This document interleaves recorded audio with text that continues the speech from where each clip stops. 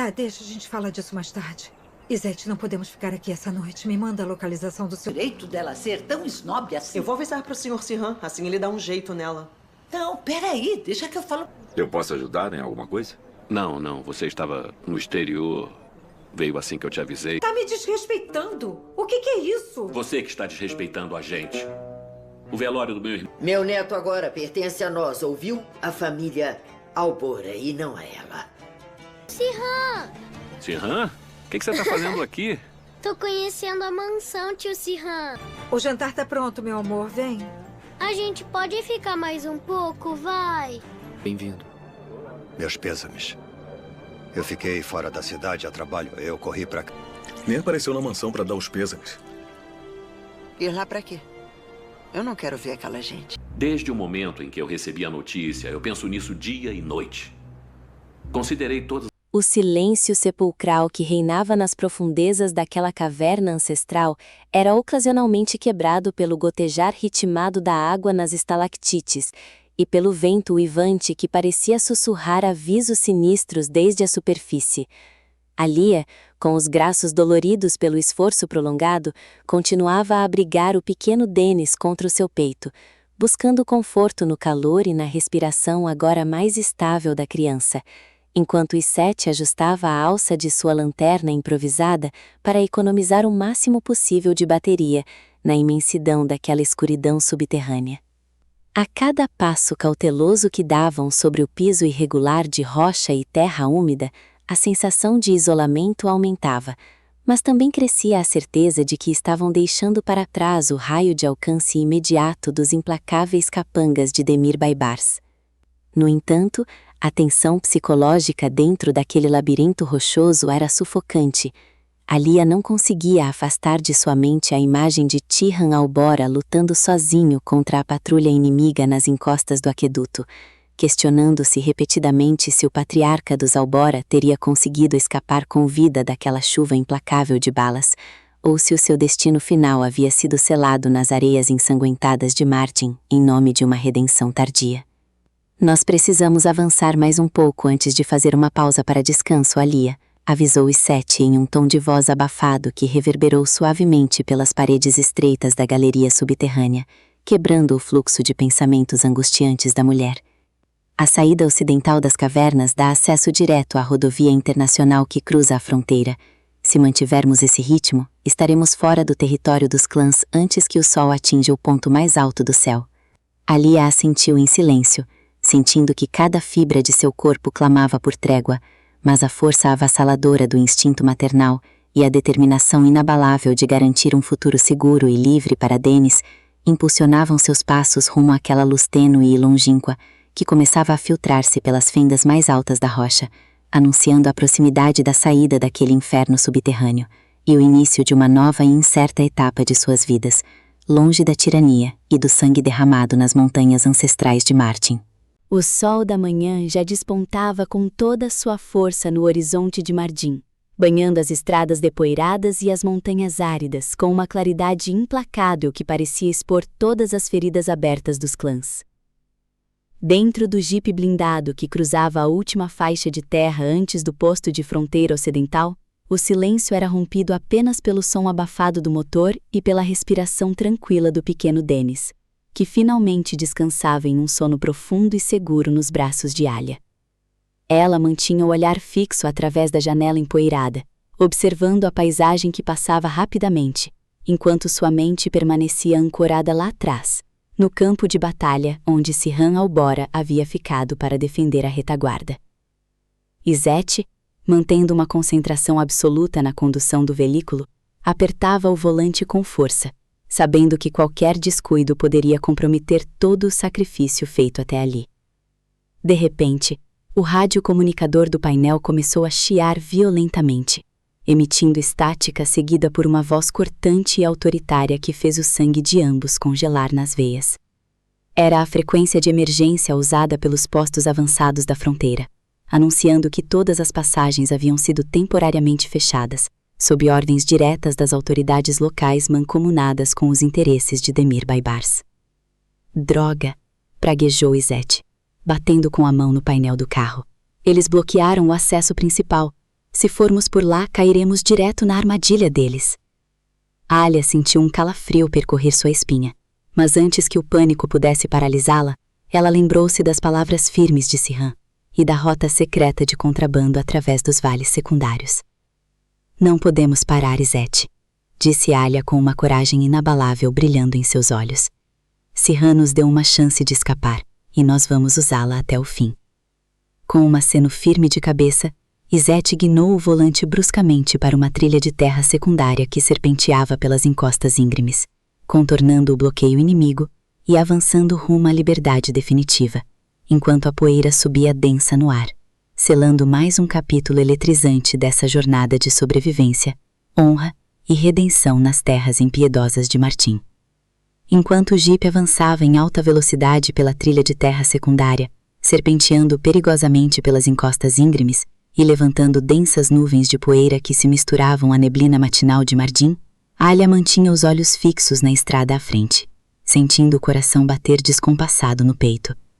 No banco de trás, o pequeno Dennis continuava adormecido, exausto e alheio ao cerco implacável que o cercava por todos os lados. Izete, com os nós dos dedos brancos de tanto apertar o volante e a mandíbula travada pela tensão, manobrava o veículo com precisão cirúrgica para evitar as pedras soltas e os desfiladeiros traiçoeiros daquela rota clandestina. De repente, o som abafado de um motor potente começou a rugir logo atrás deles, fazendo os retrovisores vibrarem violentamente com a aproximação veloz de 2 utilitários pretos pertencentes aos mercenários de Demir Baibars, que haviam conseguido rastrear o desvio através dos vales secundários. Eles nos alcançaram, exclamou Izete, praguejando em voz alta, enquanto pisava fundo no acelerador, empurrando o motor do jipe ao limite absoluto da capacidade. Pela janela traseira, Alia viu os faróis dos veículos inimigos cortarem a penumbra da manhã, seguidos pelo clarão de disparos de fuzil, cujas balas começavam a estilhaçar a lacaria e a picotar a terra ao redor dos pneus. Segurem-se firme, gritou Izete, guinando o volante bruscamente para contornar uma curva fechada à beira do precipício, enquanto Alia protegia o filho com o próprio corpo, fechando os olhos e rezando com todas as forças para que conseguissem alcançar a fronteira, antes que a tragédia se consumasse nas terras implacáveis de Martim.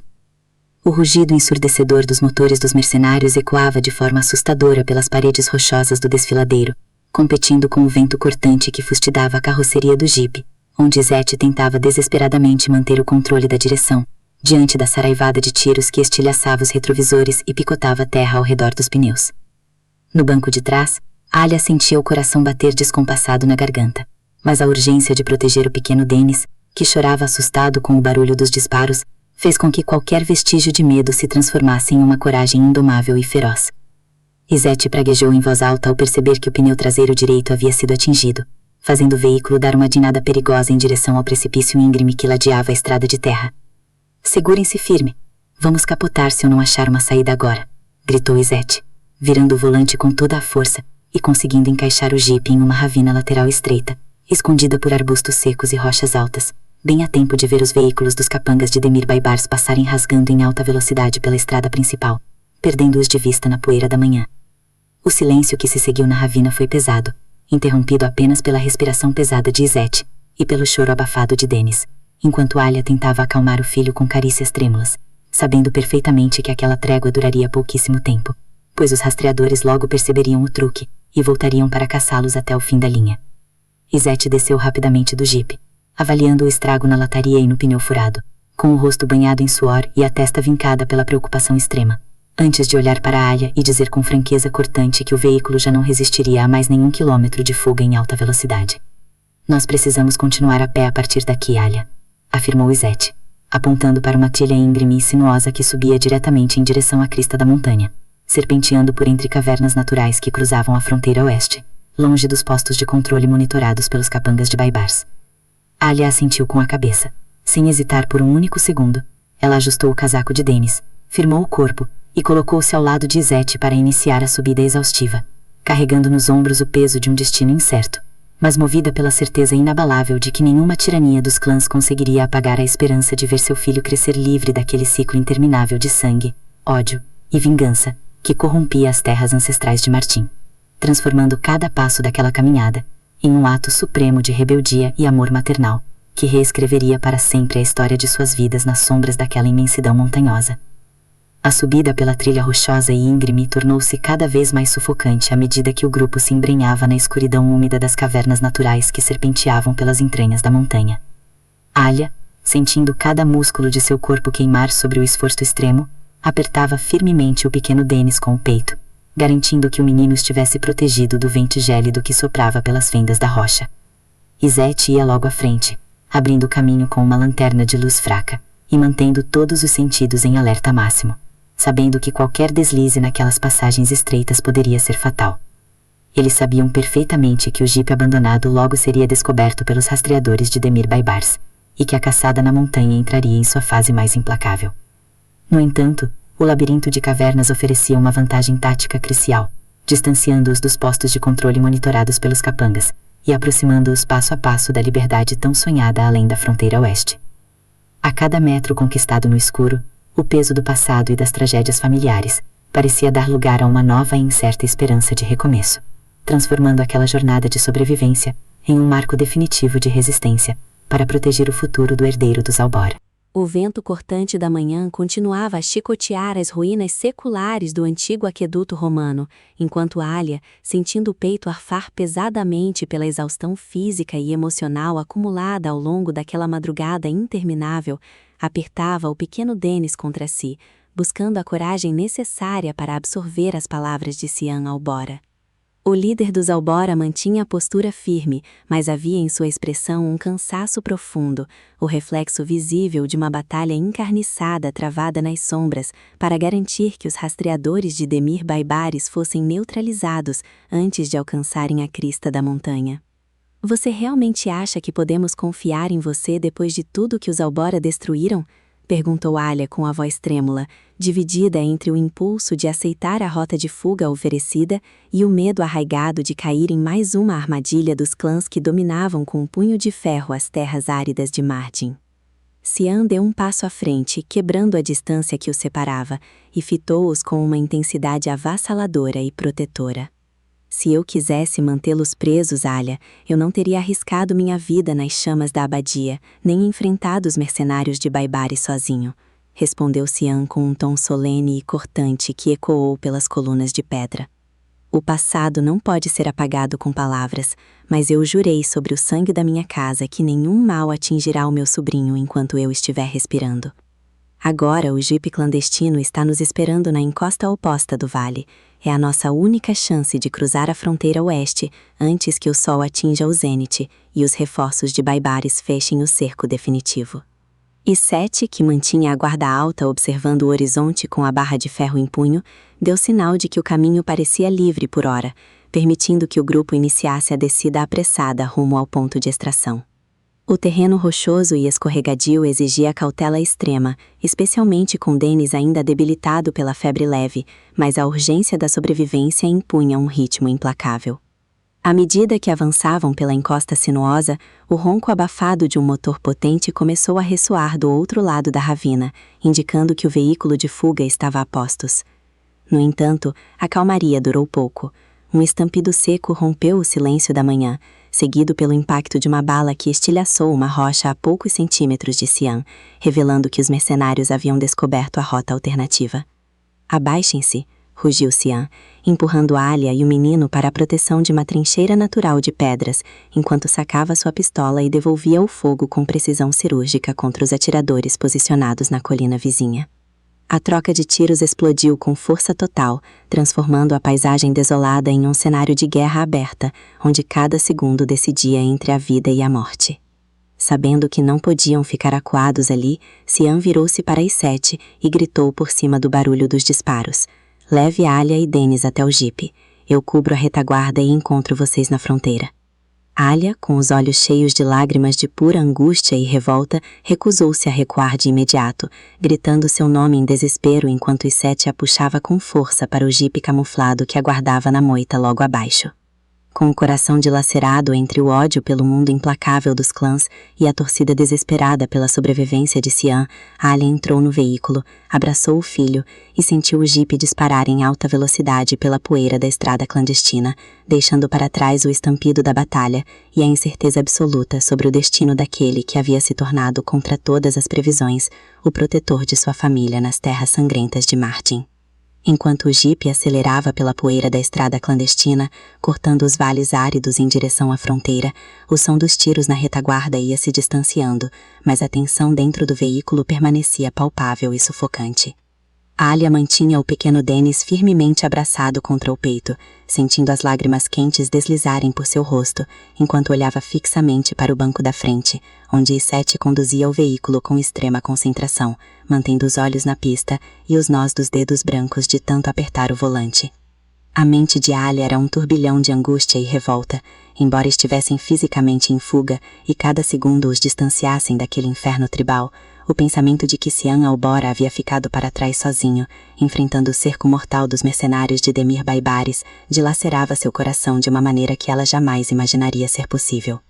Ela odiava a violência daquela cidade, odiava as leis cruéis dos clãs e detestava o fato de que, em meio a todo o caos, uma parte profunda de sua alma estava desesperadamente torcendo pela sobrevivência daquele homem que passara de carrasco relutante ao único escudo protetor de sua família.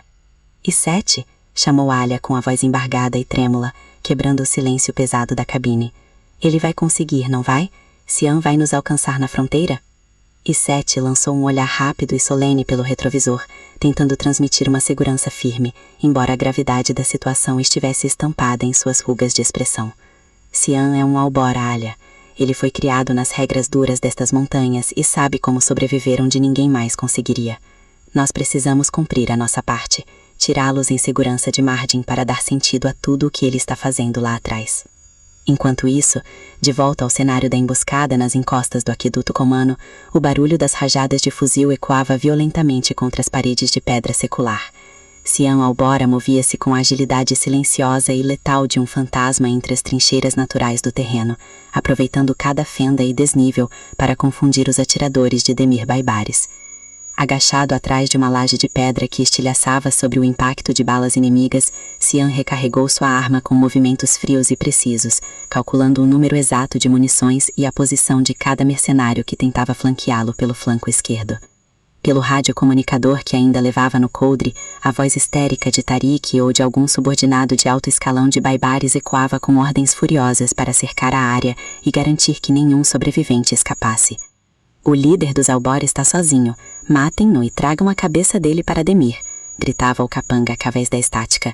Cian deu um sorriso gélido e sombrio na penumbra da fumaça.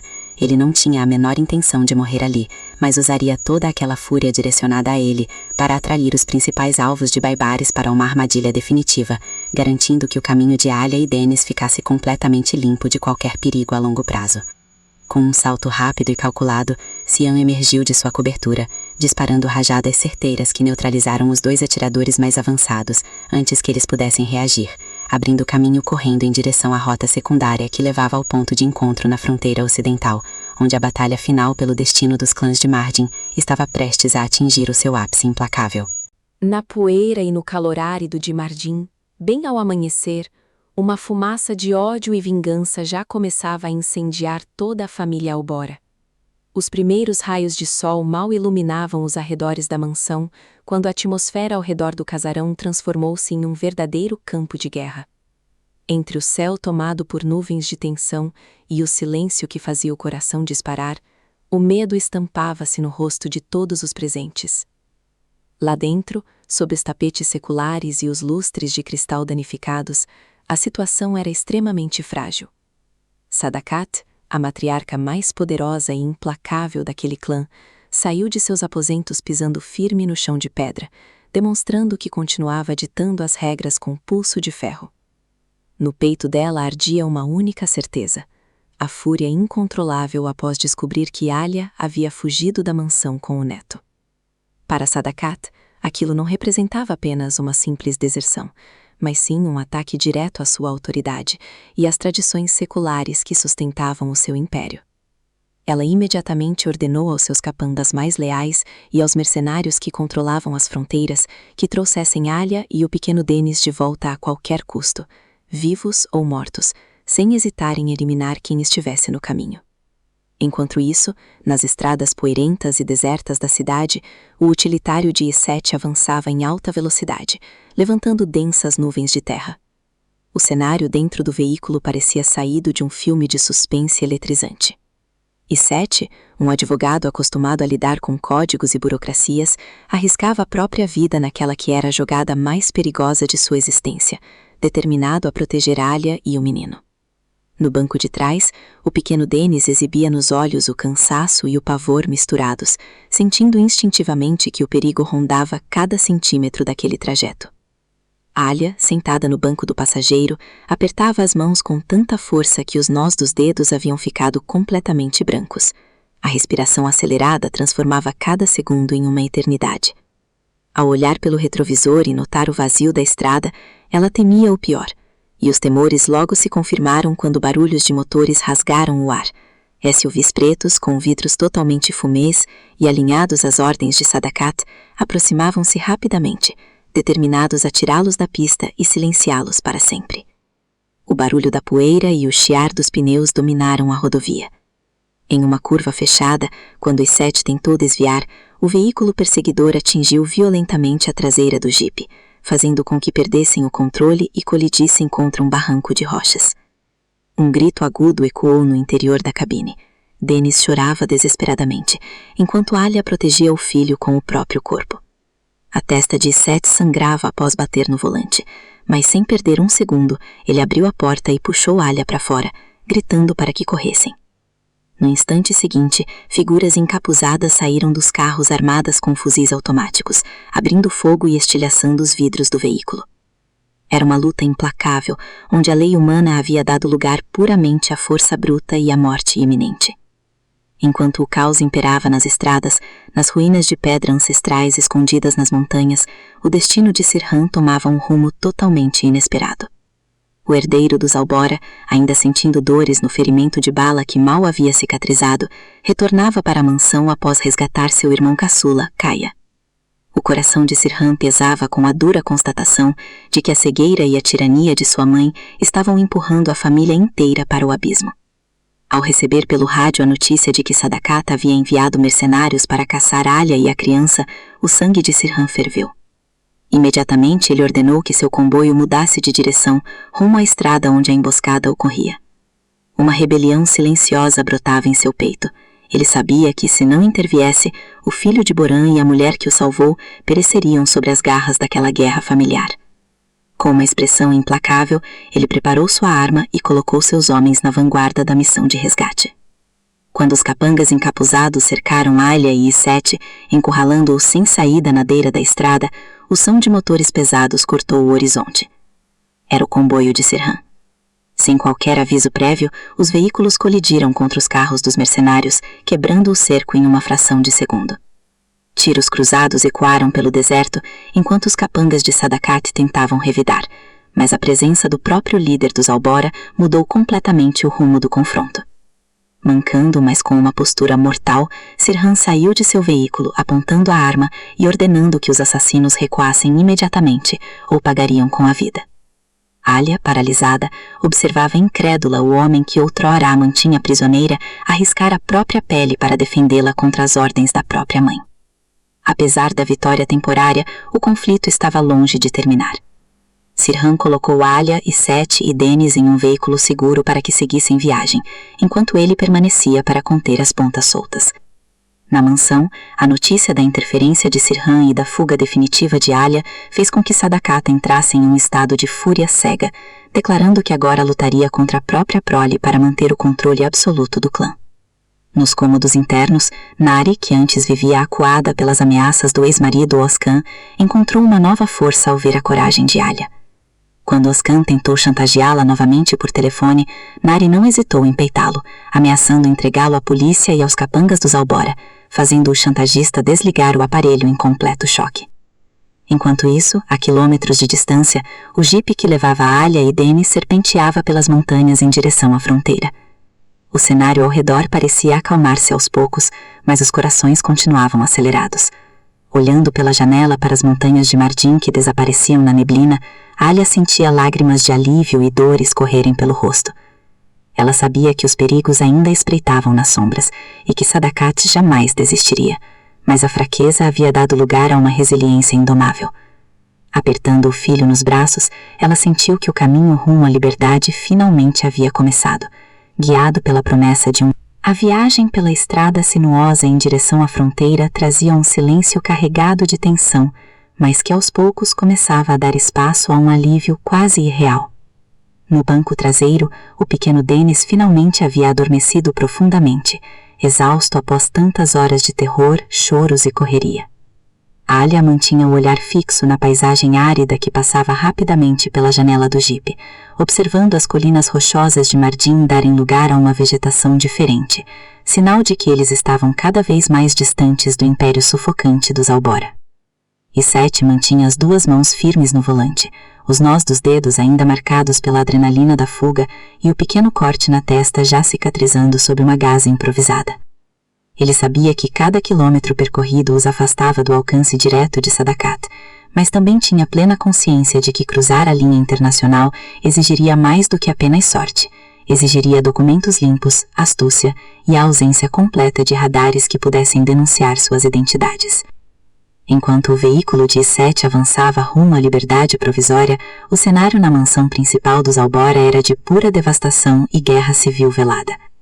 A matriarca Sadakat caminhava pesadamente pelo corredor principal, seu bastão golpeando o piso de mármore com estalos secos que faziam os criados abaixarem a cabeça e se esconderem nas sombras. Ela havia perdido o controle sobre a situação, e o fato de seu próprio filho, Sirhan, ter desafiado sua autoridade de forma pública para resgatar a forasteira e o neto, ferira seu orgulho de matriarca de maneira irreversível. Assim que Sirhan retornou à mansão, mancando levemente e com o rosto endurecido pela exaustão e pela raiva, o confronto entre mãe e filho estourou no meio do salão central. Sadakat o acusou de traição imperdoável, de cuspir no túmulo de Boran e de destruir a honra da família por causa de uma mulher ocidental. Sirhan, no entanto, não abaixou a cabeça nem recuou um centímetro. Com uma voz fria que cortava o ar como uma lâmina, ele jogou na cara da mãe que a cegueira dela pelo poder absoluto e pelas leis sanguinárias estava assassinando os próprios herdeiros do clã um a um, afirmando com todas as letras que ele era o líder dos Albora agora, e que ninguém, nem mesmo ela, ditaria quem viveria ou morreria sob aquele teto. O silêncio que se seguiu ao grito de Sirhan foi ensurdecedor. Os seguranças e familiares presentes prenderam a respiração, entendendo que a dinastia dos Albora havia chegado a um ponto de ruptura sem volta. Deixando a mãe plantada no meio do salão com o rosto contorcido de ódio, Sirhan virou as costas e caminhou até seu escritório, onde trancou a porta para processar os próximos passos. Ele sabia que Sadakat não aceitaria a derrota, e que mesmo sem o apoio dele, a velha senhora continuaria usando contatos subterrâneos para caçar Alia. No entanto, o líder dos Albora tinha outras prioridades imediatas: restaurar a ordem interna, conter a rebelião silenciosa dos clãs aliados que observavam a fraqueza da família e garantir que Kaya pudesse se recuperar em paz ao lado de Zerrin, cuja coragem em meio ao caos havia provado ser maior do que muitos supunham. O caçula dos Albora, ainda traumatizado pelos horrores vividos nas ruínas e pela forma como quase perdeu a amada, encontrou refúgio nos braços de Zerrin, em um recanto isolado da propriedade, jurando que assim que a poeira baixasse, encontraria uma maneira de tirá-la daquele ciclo eterno de ódio e sangue, mesmo que isso significasse abandonar o nome Albora para sempre. A centenas de quilômetros dali, o sol começava a se pôr no horizonte, tingindo o céu de tons alaranjados e púrpuras profundos, quando o jipe de Seth finalmente avistou os portões do posto de controle da fronteira. A fila de veículos era longa, composta principalmente por caminhos de carga e famílias locais que tentavam atravessar antes do toque de recolher noturno. O coração de Alia deu um salto no peito. A ansiedade voltou a apertar sua garganta com força. Ela sabia que se os guardas da fronteira tivessem recebido ordens expressas ou o tal aviso vermelho emitido pelas redes clandestinas de Sadakat, eles seriam interceptados ali mesmo, sem paraquedas e sem nenhuma chance de defesa. E Seth